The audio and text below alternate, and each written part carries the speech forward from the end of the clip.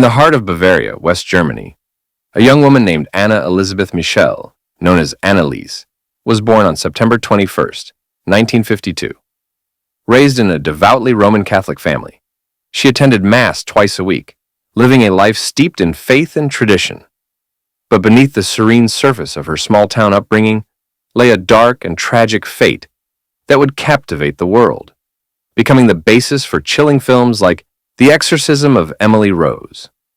Anneliese's life took a turn when, at the age of 16, she experienced her first severe convulsion.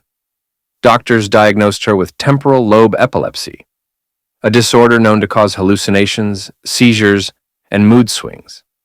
It was the beginning of a journey that would blur the line between medicine and faith, science and superstition. Soon after her diagnosis, Anneliese fell into deep depression. She was admitted to a psychiatric hospital, where her condition worsened despite the medical treatments prescribed. Her days were filled with despair, and she grew increasingly frustrated with doctors who could not alleviate her suffering. By the time she turned 20, her symptoms had intensified. She became intolerant of religious symbols, hearing voices condemning her to eternal damnation. Desperate for answers, Anneliese and her deeply religious family began to believe that her condition was more than just a medical issue. They suspected something far more sinister. Her behaviors became increasingly disturbing. She began to display aversion to religious objects, tearing away from crucifixes, recoiling from holy water, and screaming at the sight of Christian icons. In 1973, a trip to the San Damiano shrine with a family friend only solidified their fears. Anneliese claimed that the ground burned her feet like fire, and she could not bear to look at the sacred images. Witnesses recounted how she would circle the shrine but could not enter, as if an invisible force barred her from the holy ground. Father Ernst Alt, one of the priests involved, became convinced that Anneliese was possessed. In letters to him, she expressed her torment, pleading for help. "I am nothing. Everything about me is vanity. What should I do? I have to improve," she wrote. Anneliese also told the priest, "I want to suffer for other people, but this is so cruel." The family's pleas for an exorcism were initially rejected by the church, with clergy advising continued medical treatment. However, after years of psychiatric medications failing to bring any relief, the family's faith in science dwindled. Anneliese's behavior grew increasingly violent.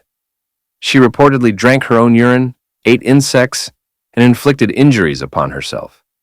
Finally, in September 1975, Bishop Joseph Stangl granted permission for an exorcism under the strict conditions of secrecy. Two priests, Father Arnold Renz and Father Ernst Alt, were assigned to perform the rites according to the ancient Rituale Romanum. The exorcisms began on September 24, 1975. Over the next 10 months, Anneliese endured a grueling 67 sessions, each lasting up to 4 hours. Her parents ceased all medical treatment, putting their faith entirely in the spiritual remedy. But instead of improving, Anneliese deteriorated. She spoke of dying as a sacrifice for wayward youth, and the clergy she deemed unfaithful. By the spring of 1976, Anneliese's health was in a dire state. Her body, ravaged by self-inflicted injuries and severe malnutrition, weighed only 30 kilograms, or 66 pounds. She had become too weak to move without assistance.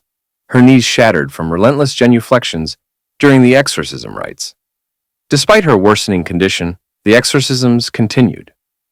On July 1, 1976, Anneliese Michel took her last breath. The official cause of death was determined to be malnutrition and dehydration. She had spent nearly a year in a state of near starvation. The aftermath of Anneliese's death led to a sensational court case. Her parents, along with Fathers Alt and Renz, were charged with negligent homicide. The court heard the disturbing details of her final months, questioning whether the church's ancient rites had led to a modern tragedy. The priests argued that they truly believed Anneliese was possessed.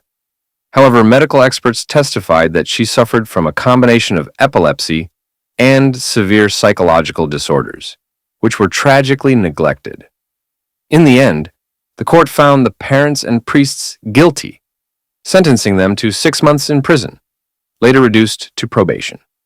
Years later, the Catholic Church distanced itself from the case, officially retracting the claim that Anneliese was possessed. Her story remains a haunting testament to the clash between faith and medicine, belief and science. Today, Anneliese Michel's life and death continue to raise difficult questions about the nature of faith, the ethics of exorcism, and the limits of human endurance.